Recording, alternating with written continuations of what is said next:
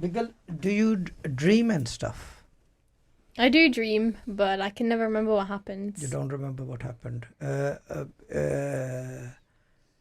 Voices, we know you don't hear.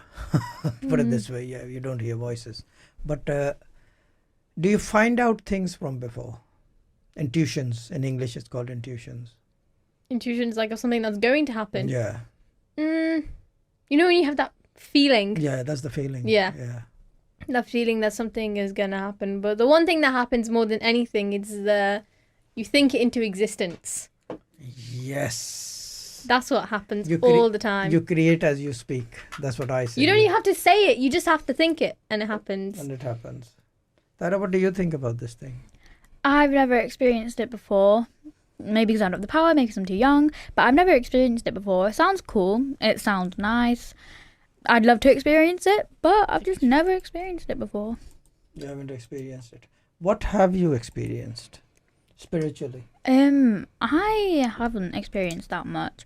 Whenever I'm ill and stuff, whenever I'm like really, really ill, I normally like have bad dreams, or I normally see like a figure. I don't know. Go on. Bad figures. Yeah, Why do you call it bad?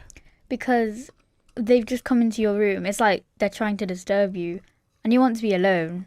So it's like they're coming to do stuff to you that you don't want. You know, they're trying to scare you, basically. They basically only stand though.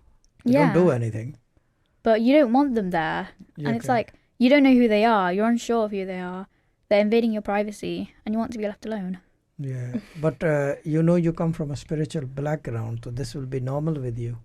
The things whenever you will need, even if you don't want them to come, they will still come. Even if you don't call them, they will still come. This is a norm. This put it down. This is in the norms of spirituality.